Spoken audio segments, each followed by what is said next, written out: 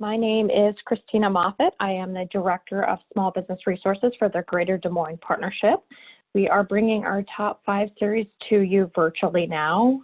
We are finding that these recordings are being viewed over and over again, so we will have this up as soon as we can for everyone to catch up on navigating the HR complexities of the new workplace. As you can imagine, COVID has thrown a lot of wrenches at small businesses on trying to figure out the new employee and what are the HR consequences of how things are operating. So first, a couple reminders. Thank you for joining us, number one. But logistically, please make sure your microphones are muted. Please turn off your video. This will help us save bandwidth. The chat window at the bottom will be used for questions, and we will actually, if you have a question during this, type it in, and we will actually take those at the end so Danielle can read them all at once and respond accordingly. And again, a recording of this will be available afterwards. We are excited to have Danielle here with us.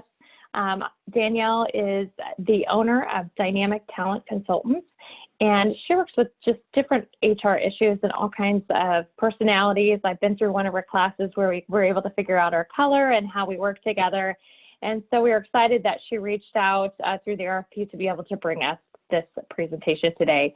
I did include her contact information. I know that she is going to have it at the end as well because she has a little bit of something, I'm not going to give it away, Danielle, that she will be able to offer you after this class. So I'm going to stop sharing my screen and I'm going to let Danielle take over and get her presentation up. So give us just a minute to switch that around and we will get going. Good morning. Thank you for everybody joining us this morning. Navigating HR complexities of the new workplace, and it's definitely a new workplace. So many facets of HR and human resources are being brought to the forefront of organizations. The landscape, as you probably are all aware, is changing daily, but one thing really remains constant, and that's the human and emotional side of your business. We all have emotions and opinions about what's going on and how things are being handled, but as leaders, you're being scrutinized by what you do and by what you're not doing. And fear is driving the worst possible scenarios if we don't have information to be able to fill in those blanks. So whether you're deemed an essential or non-essential business, learn 5 core areas you need to stay focused on right now. While we're all in this pandemic together, each of us is experiencing a different situation when it comes to moving forward in the workplace. Here's just a little sample of what I'm hearing from clients and business leaders. One was I was forced to shut down my business that I have no control over. It thrust me into furloughing and laying off my employees. I'm not sure how to support them or stay in communication with my teams during these turbulent times. I shifted my entire workforce to working remotely and trying to keep all the balls I'm juggling in the air. It's a constant battle to manage time and productivity since we're all working in such a very different environment.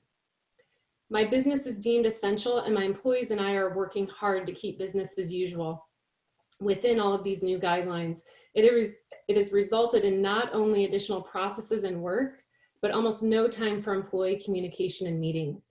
This leaves my team wondering about risks to their health and the stability of the company and their jobs. Regardless of which situation that you can really relate to, employee engagement is now crucial more than ever. Rules and regulations that never existed are now part of our new workplace.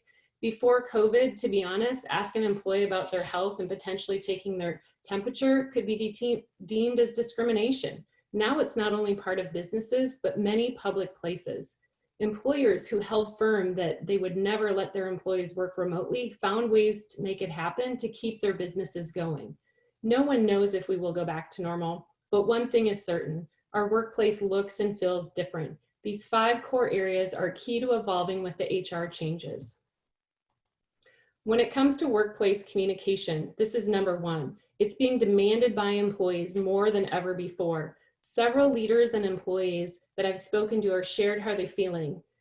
And funny, we're on a Zoom right now, but they're feeling zoomed out, they're feeling left out. Or how about a little annoyed by all the virtual meetings because it's a little bit weird to talk to a camera than it is to actually talk to a person face to face. Plus social distancing requirements when you want to meet in person may also contribute to having to wear a mask. So not in control of so many things around you, but you still need to lead your team. Can you relate to any of these things? We all have our preferences on how to choose and communicate and approach work regardless of what goes on. Workplace communication needs to meet the needs of your employees, not what you need. While you may appreciate a fast-paced environment and a logical outlook, your employees may appreciate a slower pace and more empathy as they focus on emotions. If you've never had the opportunity to learn about your work preferences and how to adapt to others' needs, stick around, and at the end of this presentation, I'll tell you how you can receive a complimentary Everything DISC assessment, providing you with 20+ pages of individualized feedback from a 20-minute or less online assessment. When it comes to communication in the workplace, the focus has shifted.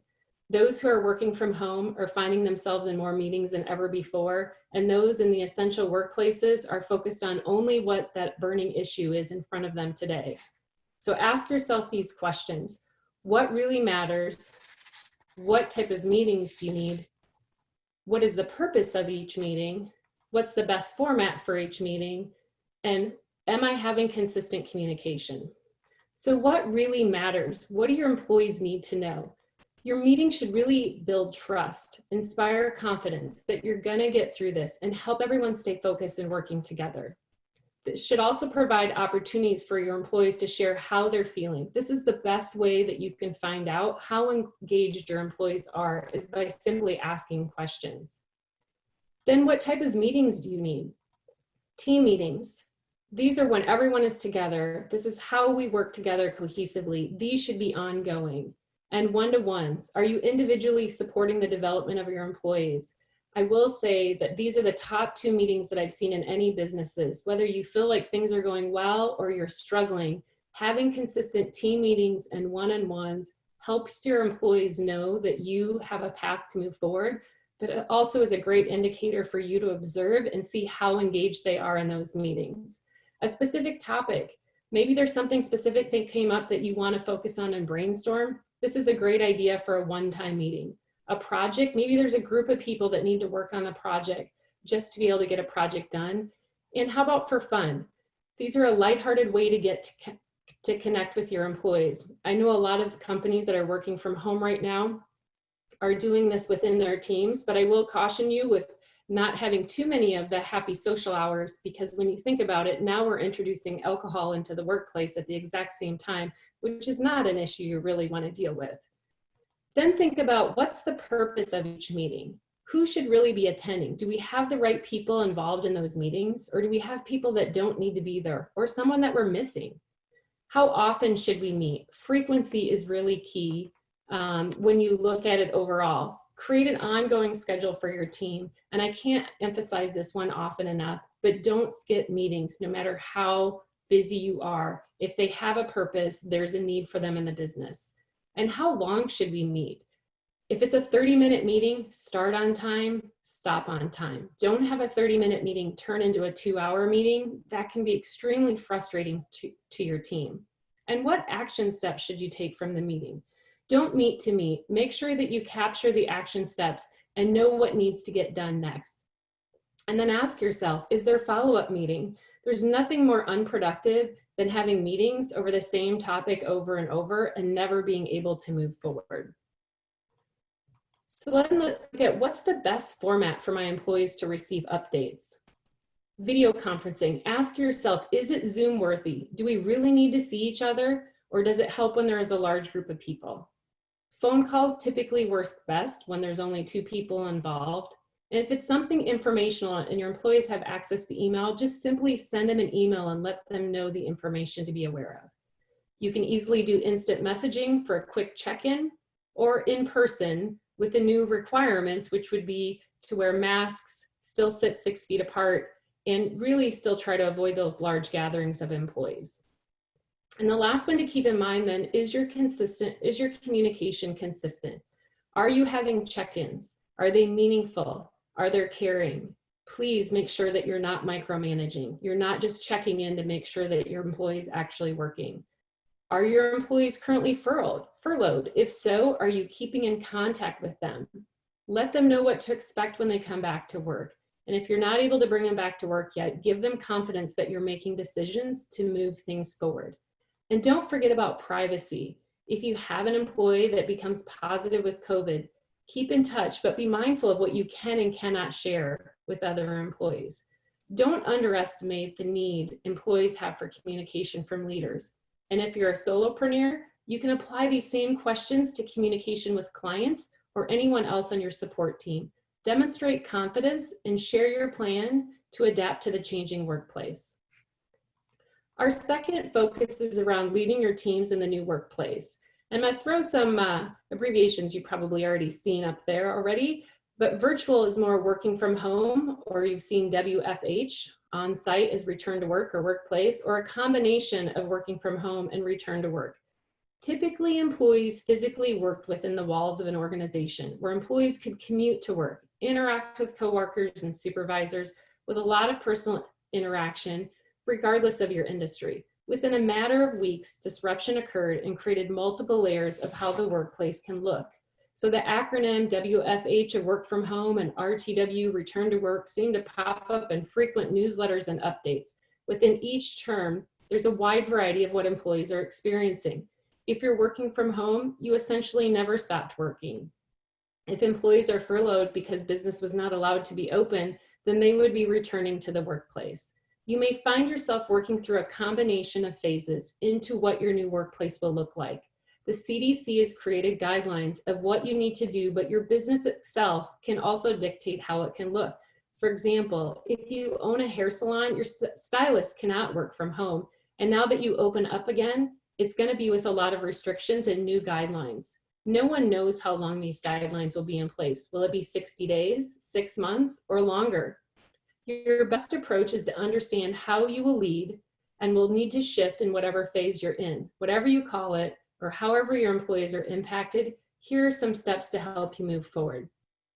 If your team will continue to work from home, your employees were thrust in the situation and may not have the option for a true office setup. Essentially, their professional and personal lives collided without any choice in the matter. And it means their other coworkers, otherwise known as pets, spouse, significant other, can be a disruption. Or they may be experiencing loneliness if there's someone that has been quarantined by themselves working from home.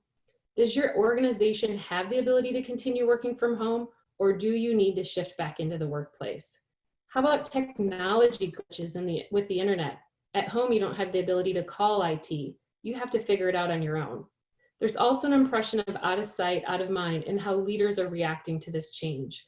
So here are my top 5 key things for leading your virtual team to keep them engaged and productive. Clarify expectations, encourage time blocking, stay connected, get up and move, and lead by example.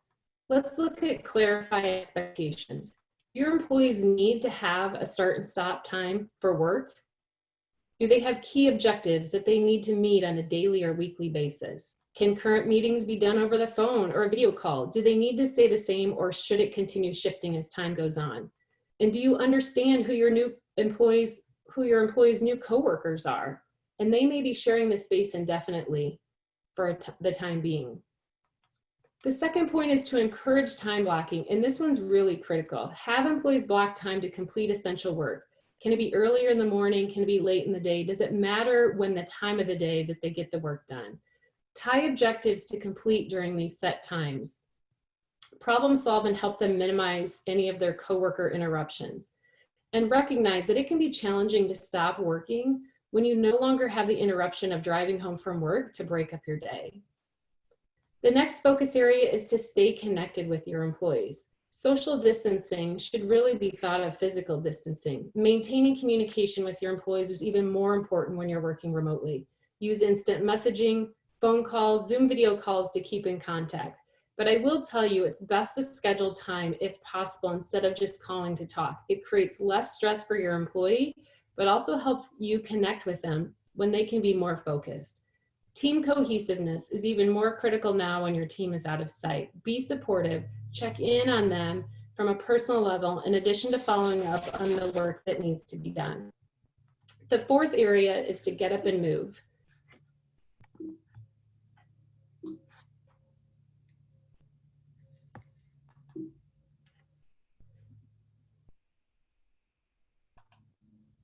The fourth area is to get up and move.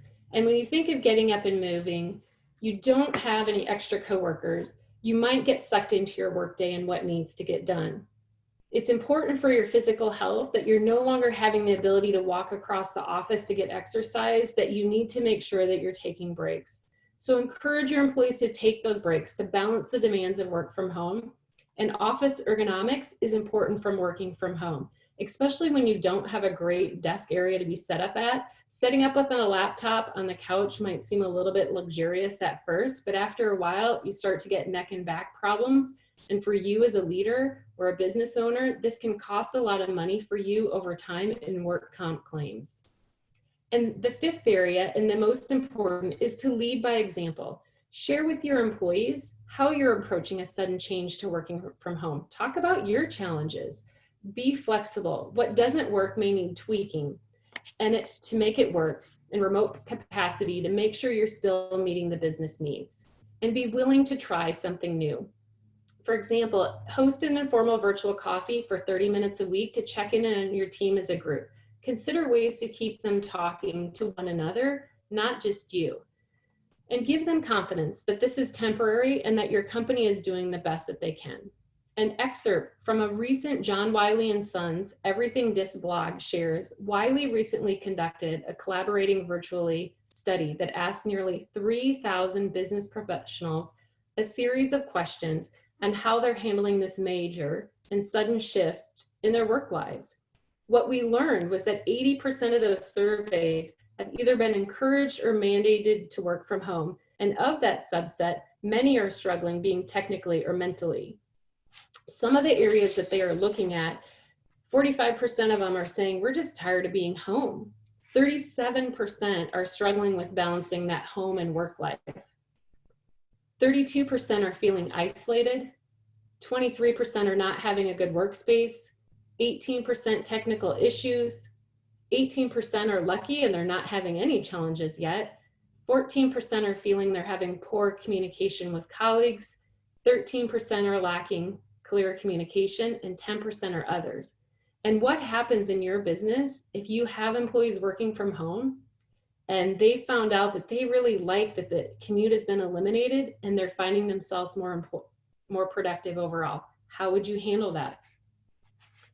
If your employees are ready to return to the workplace, communicate your plan before they step foot into the building. Ensure they know what to expect, how you will work to keep them safe, and what are new guidelines that didn't exist before. The CDC has a detailed guide on how to re-enter the workplace, and your very own Greater Des Moines Partnership also has industry playbooks to help you navigate these changes. From the information I gathered, these are 4 core areas you need a strategy on to keep your workplace and employees safe. Please do not just wing it. The first one to create a plan around is deep clean the workplace, and how are you going to do this from an ongoing standpoint? Second is set up safety measures. Is there office space? Are there walls separating employees? Do you need dividers set up? How often do coworkers have to interact with each other? How do they interact with clients? What is the flow going to look like in your workplace?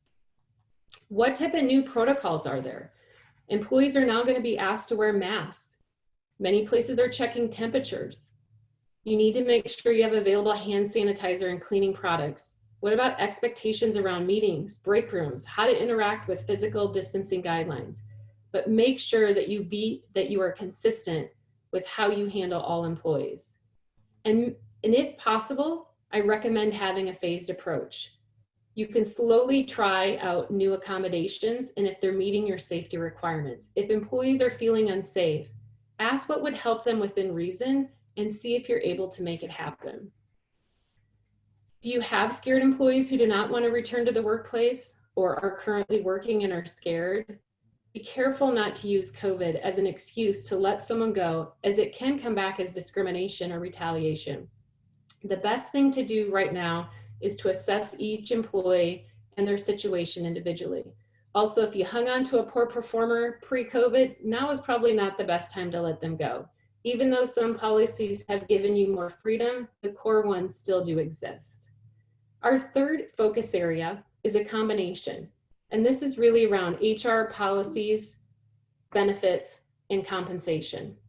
These 3 areas that blend together but play a big part in an impact to employees include the policies that they need to follow in the workplace, what benefits they have available to them, and their pay. Your current HR policies need to reflect any changes that have been made to respond to impacts of COVID-19. If your policy used to state that you were not able to work from home, a change needs to be updated. You will need to continually review and revise your policies to respond to rapidly evolving impacts of the pandemic. For example, do you know how you would handle at-risk employees? When it comes to benefits, due to the Families First Coronavirus Response Act, many businesses meet the criteria for a 14-day paid leave if the employee has tested positive for COVID-19. This needs to be outlined in your policies so employees are aware of what to do if this happens. Don't wait for your employees to ask you how it will be handled.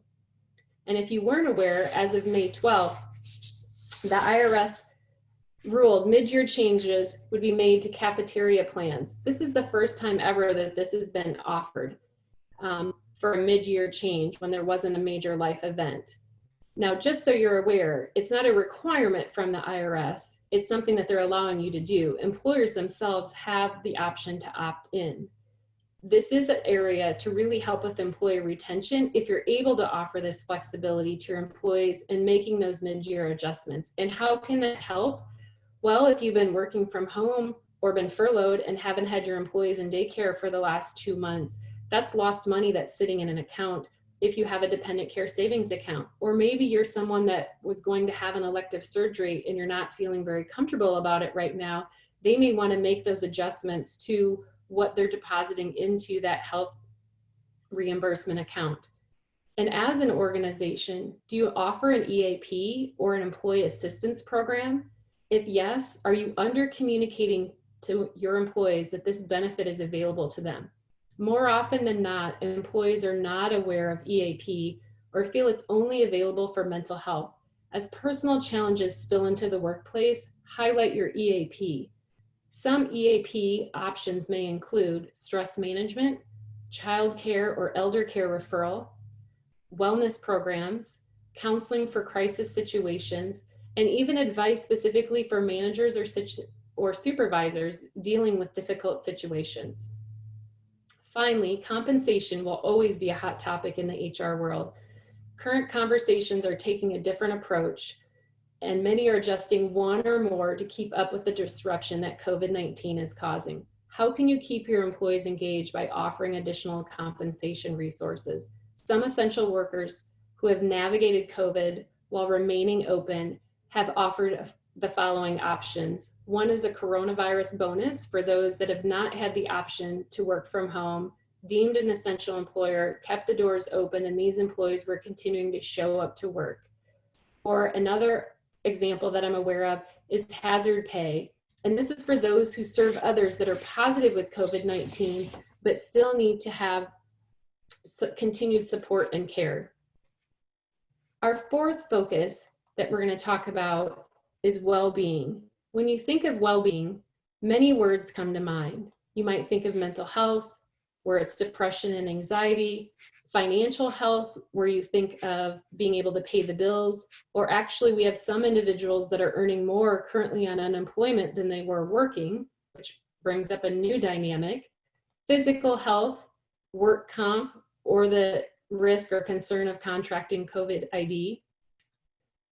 Stress management, never getting a break, or loneliness overall. Well-being for employees has always lingered in the background, yet not all organizations have made it a priority. In the past couple of months, employee well-being has taken on an enormous importance. Many employees are scared for their physical health of themselves, family, struggling to work from home with other coworkers, or essential workers who fear they have a greater chance of getting COVID and sharing it with their families. Financial stress with the loss of a job being furloughed, loss of partial income, 401k reductions, maybe they're unable to pay their bills, or as I mentioned before, some are actually earning more money on unemployment and don't want to come off of it. Check-ins with your employees are powerful. They each have a different situation, but also understand their concerns and address as best as you can. So my question for you is, are you able to ask these questions that employees are asking? How will you keep me safe when I return to work? What happens if a coworker or I get sick? What if I have a high-risk family member? How long will I work from home? I'm so overwhelmed with all the distractions and not having a designated workspace. Being restricted to my home and away from the workplace, I'm lonely living by myself. When can I come back? The 8 to 5 workday exploded, and how can I work from home to give me a good start or stop time to my day? Will I get paid more money? Will I lose my job? Cigna has a 2020 loneliness index that shows that we are only getting lonelier. A pandemic and limitations on socializing will only exacerbate those feelings. The study shows 61% say they are lonely according to this report. And the reasons for that is not enough social support, too few meaningful connections from a social standpoint, poor physical mental health, and not enough balance in our lives. While you may be wondering how loneliness or your employees' mental health is your responsibility as an employer, it directly impacts your employees' engagement and productivity in the workplace. Their well-being should be of great importance to you as it's impacting your bottom line results. If you have an EAP, remind employees of it. If you don't, simply check in with individual employees to see how they're doing and what, if anything, you're able to accommodate and support their needs. It can be simple as checking in and just asking. I believe the pandemic has pushed work into the home, blending both worlds. Support your employees' well-being by accepting this blending, even though it's been taboo for so long to not really bring your personal life into work. Our fifth and final area to stay focused on is around talent and retention. And when it comes to talent, you really need to rethink your workplace hiring. If you're currently doing all paper applications and all face-to-face applications, you need to make a shift that the face-to-face interviewing needs to switch to be virtual. It needs to be video. If you're struggling with getting applications in and wanting to figure out how to eliminate the paper side of it, you don't need to go with a robust applicant tracking system. If you don't already have one, go mobile and go simple. Use Facebook, use LinkedIn, but get creative in what you're doing overall. Some leaders are trying to share talent amid the pandemic. It's a new concept, but it allows companies to leverage talent and keep employees working. For example, if you can only bring someone back to work for part-time hours, is it possible that they can work part-time hours somewhere else? If you know another business owner that you're able to work with, I encourage you to explore this conversation. When it comes to retention, your company culture does not live within the four walls of your building. It's really how you work. It's seen in your employees and how you interact with each other and others outside the organization. Employees are scared, but they're watching closely if their employers are taking care of them. And they're asking themselves, are my leaders living the company values? So how can you maintain your culture during this disruption? Are you adapting to changes and keeping employees in the loop? Are you treating employees as a total person? Some grace for their well-being and recognizing their personal challenges as their personal and professional lives have collided. Keeping in touch with current employees will prevent you also from losing those high performers who want to move up in organizations. While you may not have current opportunities that exist, if they're working from home alone, they may be looking. Don't let lack of communication prevent you from keeping great talent. To recap, the top 5 areas to stay focused on in the new workplace are communication, leading your teams, whether that's working from home, returning to the workplace, or a combination, being aware and keeping up with HR policies, benefits, and compensation, looking at your employees' well-being, and focusing on shifting your talent and retention strategies. There is an overwhelming amount of HR resources available. It's almost a part-time job to keep up to date. Policies that HR never thought would budge changed overnight in some organizations. I don't believe that there's a right or a wrong way to move ahead. The important part is focusing on moving ahead and making decisions that keep your employees in mind. Today's top 5 is a reminder of the core areas to be mindful of as the impact of COVID-19 lasts for longer than any of us would like it to. As you continue embracing the challenges and rapidly changing landscape with your human resources, gain an advantage by understanding your style and approach to communication and how to become more effective with those that approach work differently than you. Keep your employees engaged by meeting their needs and not providing a one-size-fits-all approach. So as I shared at the beginning of the presentation, I'd like to ask if you'd like to opt in for a leadership advantage. You can receive a complimentary Everything Disc workplace assessment. As a reminder, it's 20+ pages of individualized, useful, friendly feedback. It takes about 20 minutes or less for you to complete it online. Your unique code that you would use would expire after June 10th. The results, once I receive them, would be emailed to you after June 15th. And you can simply opt in by emailing me to get your link today. Who here is feeling a little bit alone trying to sort out how to support employees when emotions and stress are at an all-time high? Struggling to keep remote employees engaged and productive, or finding ways to provide intentional support for employees in your essential business? For those of you in this situation or who know having help in these areas is critical right now, let's talk. I've created a special program just for you and would love to support you and your teams right now. You can reach out to me by email or by phone. So thank you for taking your time this morning out of your busy schedule to be here. What questions do we have at this point before we wrap up for this morning?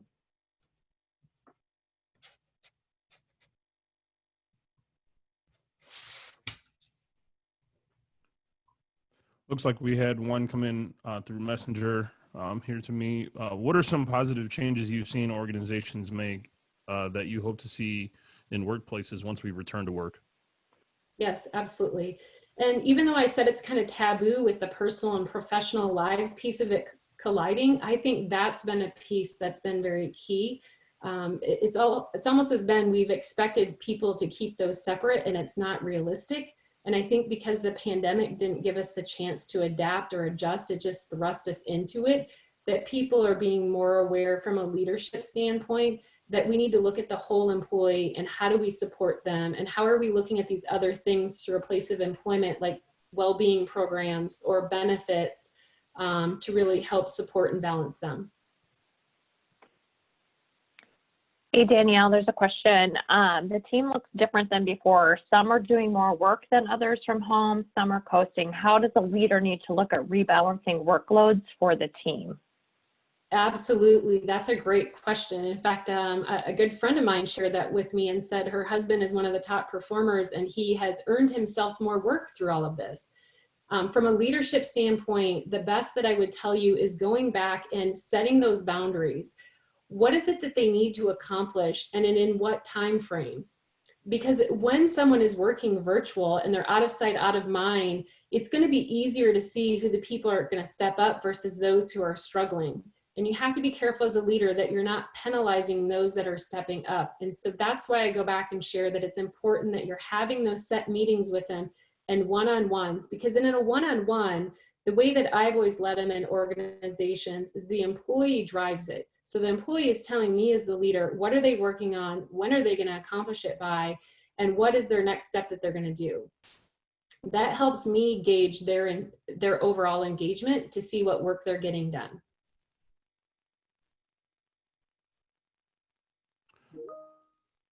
I have another question. You had talked about the the group, the happy hour-esque things and towing the line with some of that stuff.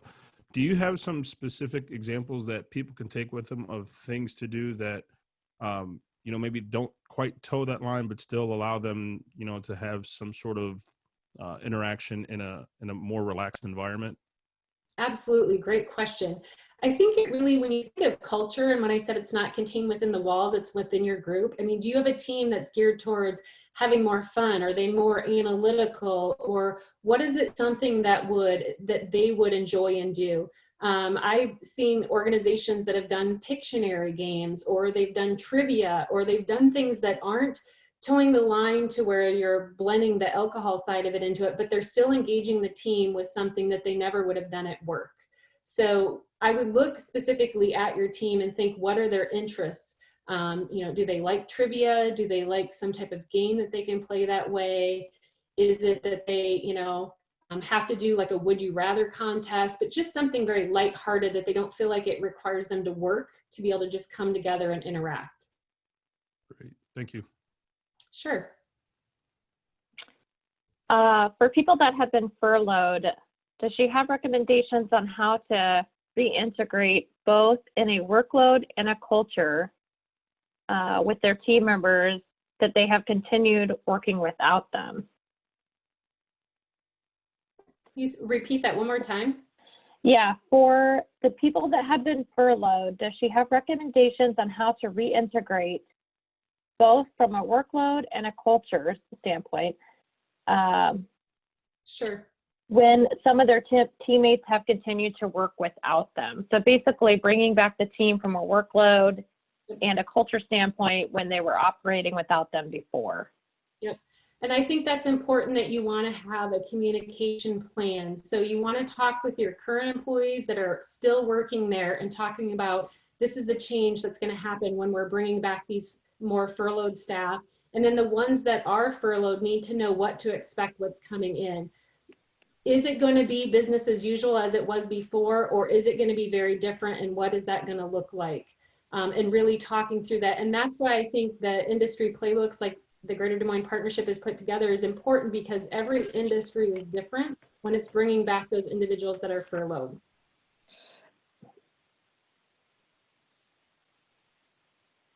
What does a leader need to do if an employee is telling them that they are overwhelmed? I think in that situation is to talk with the employee and talk through what are they overwhelmed about? Is it just work in general? Is it the fear of COVID? What is it that's overwhelming them? See if you can problem solve through what that root cause issue is and be able to address them to move forward. There's a very fine line as a leader. You want to be able to accommodate your employees, but you also have to run the business. You can't just turn it over and give them whatever they want to do. So for example, when I shared earlier about there are individuals that are getting unemployment and working from home and making more money and don't want to come back, they don't have a choice to stay home. They also don't have the choice to say as an employee that, well, we want to bring you back. Well, I'm afraid I don't want to come back. They still don't get unemployment from that. So there has to be a fine line of, what are you overwhelmed about? What are you not getting accomplished? And what can we do? And maybe it's something that they just need support with temporarily. Maybe it's something that they're having an issue with at home that you're able to provide a resource for and be able to figure out how to work through it with them.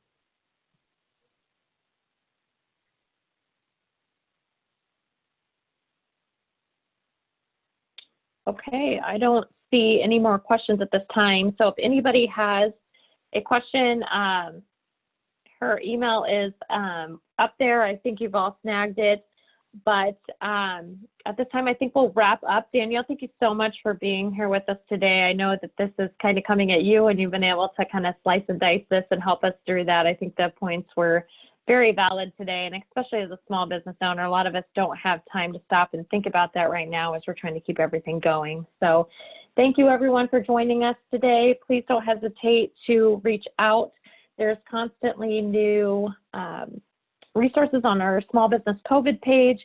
And again, there's constantly classes being put up, whether they're being hosted by the Greater Des Moines Partnership or other classes that we think would be of value for you on our events page, as well as our COVID-19 small business page. Thank you for joining us today. Have a great day.